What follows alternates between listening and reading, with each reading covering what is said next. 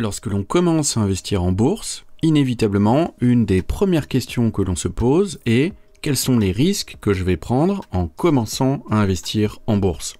Car l'investissement en bourse fait peur, de façon totalement irrationnelle. Car toutes les études montrent que la bourse est la classe d'actifs la plus rentable de ces dernières décennies. Pour autant, il faut malgré tout s'intéresser aux potentiels risques de la bourse, et on va voir qu'ils ne sont pas toujours là où on les attend. Certains sont surestimés quand d'autres sont totalement ignorés. Et même s'il y a beaucoup plus de raisons d'investir que de ne pas investir, vous devez avoir conscience et connaître les risques avant d'investir en bourse. Petite information avant de commencer, sachez que vous trouverez en description de cette vidéo une liste complète des meilleurs ETF sur lesquels investir et également plein d'autres ressources gratuites. Pour cela, il vous suffit de renseigner votre adresse email. Premier risque, et qui est le risque le plus connu, c'est celui de la perte en capital. Ce risque est simple à comprendre et comporte deux niveaux. Celle que j'appelle la fausse perte en capital. Si un krach boursier se produit demain et que la bourse perd 30% de sa valeur en une journée, presque impossible mais imaginons, votre portefeuille aura encaissé une perte fictive de 30%. Pourquoi fictive ? Parce que vous détenez toujours le même nombre d'actifs. C'est simplement la valeur de ces actifs qui a chuté. Tant que vous ne vendez pas, vous ne perdez pas d'argent. Et ensuite, vous avez la perte réelle en capital. Votre perte fictive devient réelle lorsque vous vendez vos actions ou vos ETF par exemple, qui ont perdu de la valeur. En vendant, vous encaissez votre perte, ce qui vous prive d'une possible remontée des cours. Alors, il y a un phénomène psychologique assez intéressant qui se met en place lors d'une baisse des cours. Plus une perte fictive est importante, plus les investisseurs ont tendance à vouloir jeter l'éponge et vendre leurs actifs qui chutent par peur de perdre encore plus. Car l'impact émotionnel lié à une perte est douloureux, mais l'idée d'encaisser une perte beaucoup plus importante l'est encore plus. C'est un comportement typique que l'on observe lors des krachs boursiers et qui a justement pour effet d'amplifier les krachs. Deuxième risque de l'investissement en bourse, c'est de percevoir un revenu inférieur au revenu prévu. Vous le savez, les actions ou les obligations peuvent vous permettre de générer des revenus. Ces revenus peuvent parfois être inférieurs à ce qui était prévu ou à ce qu'ils étaient les années précédentes. Une entreprise peut décider de diminuer la rémunération des actionnaires en cas de difficulté financière ou tout simplement annuler la distribution des dividendes. Un investisseur possédant un portefeuille constitué uniquement d'actions de la même entreprise et dont la stratégie est basée sur la perception de dividendes s'expose fortement à ce risque. D'où l'importance de la diversification dans plusieurs actions ou dans plusieurs classes d'actifs, qui permet de diluer ce type de risque. Cas plus rare, un pays ou une entreprise en difficulté peuvent se trouver dans l'incapacité de payer les intérêts de leurs obligations. Le souscripteur de l'obligation peut donc se retrouver sans aucun coupon versé. Là encore, une diversification dans différents types d'obligations, ayant des niveaux différents de maturité, permet de lisser le risque. Troisième type de risque, le risque de change. La valeur des monnaies fluctue et certaines devises vont valoir plus cher ou moins cher que d'autres au fil du temps.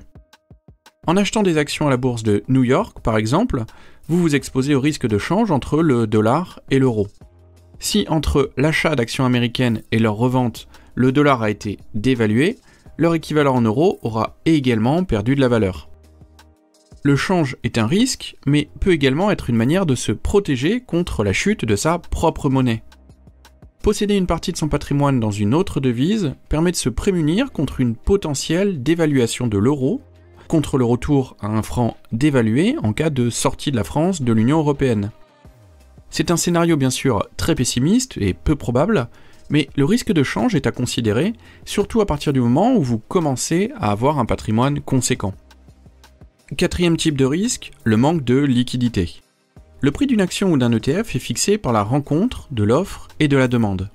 Certaines actions sont dites peu liquides, c'est-à-dire que le volume d'échange de ces actions est très réduit. Un volume d'échange réduit peut avoir comme conséquence d'être dans l'impossibilité d'acheter ou de vendre un titre. Supposons que vous vouliez acheter 100 actions, mais qu'il n'y en ait que 30 à la vente. Votre ordre d'achat ne pourra pas être exécuté, ou bien il le sera partiellement. Inversement, vous pourriez vous retrouver dans l'impossibilité de vendre vos actions ou vos ETF, ce qui est encore plus gênant. Ce type de risque est peu fréquent, surtout si vous investissez sur des actions très échangées ou sur des ETF suivant des indices larges, tels qu'un ETF MSCI World. Cinquième type de risque de l'investissement en bourse, c'est le risque de défaut. Lorsqu'une entreprise ou un État ne peut pas rembourser le capital ou payer les intérêts de la dette, il y a un défaut de paiement. Pour ce type de risque, il y a un système de notation qui permet d'évaluer le risque de défaut d'un État, par exemple. L'évaluation est effectuée par un organisme extérieur. Les États sont évalués par les agences de notation sur leur capacité à rembourser leurs dettes et à honorer leurs intérêts, et chaque obligation est notée par des agences de notation pour aider les investisseurs à évaluer ce risque. Sixième risque de l'investissement en bourse, l'inflation. L'inflation est un risque qui se traduit par une perte de la valeur de la monnaie au fil des ans. C'est un risque que l'on ne voit pas car il n'est pas aussi brutal que la perte en capital. C'est un processus long mais constant. En tant qu'investisseur, l'inflation détruit littéralement votre capital avec le temps, et de manière invisible. Le solde de votre compte reste le même, mais la valeur de chaque euro qu'il contient diminue. C'est pourquoi il est primordial d'investir sur des supports dont le rendement est supérieur à l'inflation. Par exemple, le livret A génère historiquement des rendements inférieurs à l'inflation. Ce n'est donc pas un investissement viable. Septième risque, il s'agit du risque de voir ces investissements produire un rendement inférieur au rendement espéré au départ. Certaines classes d'actifs peuvent afficher un rendement nul ou négatif pendant plusieurs années. Et c'est le cas de la bourse. Pour prendre un exemple concret, la décennie 2000-2010 n'a strictement rien rapporté aux investisseurs en bourse durant cette période du fait de deux crises majeures pendant cette décennie. L'éclatement de la bulle Internet en 2000 et la crise des subprimes en 2008. La solution pour contrer ce risque est évidemment de diversifier vos actifs afin de ne pas dépendre que d'une seule classe d'actifs. Huitième risque de l'investissement en bourse, c'est le risque de surestimer son appétence pour le risque. On a souvent tendance à surestimer le niveau de risque que l'on est prêt à supporter lorsque l'on souhaite investir en bourse. Une perte est toujours plus facile à encaisser lorsque l'on ne fait que l'imaginer que lorsque on l'expérimente pour de vrai. On conseille souvent de diviser par 2 le niveau de risque auquel on est prêt à s'exposer. Par exemple, si vous pensez ne pas être affecté par une chute temporaire de 20% de vos actifs, en réalité, il est plus probable que votre limite émotionnelle acceptable se situe autour des 10%. Neuvième risque de l'investissement en bourse, la méconnaissance des actifs dans lesquels vous investissez. Pour ce risque, il y a une citation de Robert Kiyosaki qui l'illustre parfaitement. J'entends souvent des gens dire qu'investir est risqué, c'est l'investisseur qui présente des risques et non l'investissement. S'engager dans un investissement que l'on ne comprend pas comporte davantage de risques que l'investissement en question. Pour limiter ce risque, lorsque vous faites un investissement, vous devez savoir de quel type d'actif il s'agit et différencier les types d'actifs. Si c'est un ETF, vous devez connaître sa composition, ses frais, ainsi que son comportement passé sur la plus longue base historique possible. Connaître un investissement n'enlève jamais 100% des risques. Mais vous connaissez l'adage, un homme averti en vaut 2 et un homme préparé en vaut 4. Dixième risque de l'investissement, c'est votre environnement. Le risque lié à votre environnement est de se laisser influencer par des sources d'informations qui ne sont pas forcément les meilleures ou les plus adaptées pour vous. Ces sources d'informations sont notamment les médias, dont l'objectif n'est pas de vous offrir un conseil avisé, mais plutôt de faire de l'audience. Vos amis, ils souhaitent vous donner de bons conseils, mais ont-ils une expérience réelle dans l'investissement? Si oui, vous pouvez éventuellement écouter leurs conseils, et si non, ils ne font que répéter ce qu'ils ont entendu dans les médias.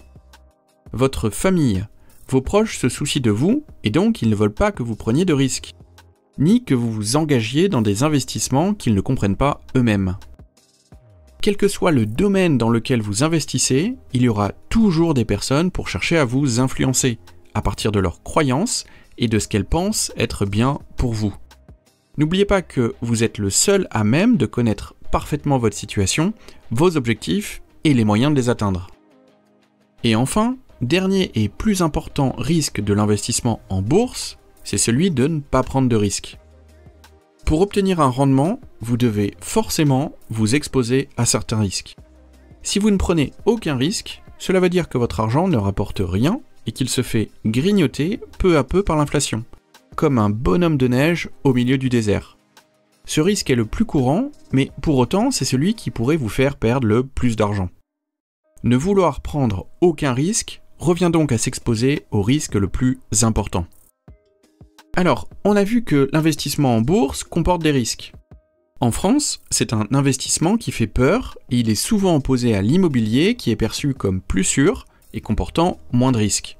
Mais est-ce vraiment le cas ? Faisons un parallèle avec le marché immobilier. En immobilier, on retrouve souvent les mêmes types de risques que dans l'investissement en bourse. La perte en capital, elle est possible en immobilier avec la revente d'un bien dont la valeur a diminué. Des revenus inférieurs à ceux espérés. En immobilier, un loyer peut baisser ou vous pouvez avoir une absence temporaire de locataire. Le manque de liquidité. Vous pouvez être dans une situation où vous ne trouvez pas d'acheteur pour un bien que vous souhaitez vendre, ou en tant qu'acheteur, être dans l'impossibilité de vous positionner sur un bien du fait de la concurrence d'un trop grand nombre d'acheteurs. Le risque de défaut. En immobilier, cela peut arriver lorsqu'un prêt immobilier ne peut plus être remboursé. Le risque de taux d'intérêt. Une forte hausse des taux immobiliers peut entraîner une baisse non négligeable des prix des biens immobiliers. Le risque de fiscalité. Comme pour les revenus financiers, les revenus immobiliers sont soumis à la fiscalité. Ne pas être au fait du bon régime fiscal d'une opération immobilière crée un risque de faible rentabilité. Il y avait encore des risques similaires entre bourse et immobilier, mais vous avez globalement compris mon raisonnement. L'immobilier comporte également des risques qui sont finalement assez similaires à ceux de l'investissement en bourse. Dernier risque que je n'ai pas évoqué, c'est la volatilité. Typiquement, l'investissement en bourse comporte une volatilité, c'est-à-dire une variation des cours plus importante que l'investissement en immobilier. Alors, en vrai, ce n'est pas un risque en tant que tel, mais cela devient un risque lorsque cela vous fait faire de mauvaises décisions, lorsque vos investissements chutent brutalement. C'est donc la réaction émotionnelle aux pertes virtuelles qui crée un risque, celui d'agir sous le coup de l'émotion et d'y laisser beaucoup d'argent. L'exemple type, c'est la panique liée à la crise de 2008, lors de laquelle beaucoup d'investisseurs particuliers ont revendu leurs actions au plus gros de la tempête quand les cours étaient au plus bas. C'est un raisonnement qui peut paraître stupide a posteriori, mais pourtant fréquent lorsque la charge émotionnelle devient trop forte. D'ailleurs, la plupart des investisseurs ayant connu cette période ne sont plus jamais revenus sur les marchés financiers, tellement cette période a été douloureuse pour eux. Un bon moyen de contrer ce risque est de connaître la volatilité potentielle et historique d'un actif. En bourse, voici historiquement la volatilité des actions sur la période 1988 à 2024. Pour les actions américaines, le rendement annuel est de 10% par an, avec une perte maximale possible de 50%. Pour les actions des pays émergents, le rendement annuel est de 6% par an, et la perte maximale est de 62%. Pour les obligations d'État, le rendement annuel est de 5,5% par an, avec une perte maximale de 5%. Ces chiffres résument ce à quoi on peut s'attendre pour chaque type d'actif sur une période de 25 ans. Si on prend les actions américaines, on peut s'attendre à subir de temps à autre des pertes de moins 15%, tout en sachant pertinemment qu'il est possible qu'une perte puisse atteindre les moins 50%. Si vous pensez ne pas pouvoir tolérer de perdre la moitié de votre portefeuille, vous ne devriez pas être investi uniquement dans des actions américaines. La bonne connaissance de la volatilité historique des actifs vous permet de faire vos choix d'investissement en cohérence avec votre tolérance au risque. Donc, pour être viable sur le long terme, un investissement devrait être choisi en premier lieu en fonction de son niveau de risque, et ensuite seulement en considérant le rendement potentiel qu'il pourrait générer. Dites-moi en commentaire ce que vous en pensez et si vous avez déjà envisagé tous ces risques en investissant en bourse. Si vous souhaitez aller plus loin et vraiment partir sur de bonnes bases pour commencer à investir en bourse, je vous rappelle que j'ai créé une formation simple pour les débutants pour justement apprendre à investir et développer votre patrimoine de façon passive. Vous avez le lien de la formation en description de la vidéo. Voilà, j'espère que cette vidéo d'aujourd'hui vous a plu. N'hésitez pas à la liker et à la partager avec d'autres personnes passionnées d'investissement en bourse. Moi je vous dis à très bientôt dans une prochaine vidéo et je vous souhaite à tous plein de réussite dans vos investissements. À bientôt, ciao!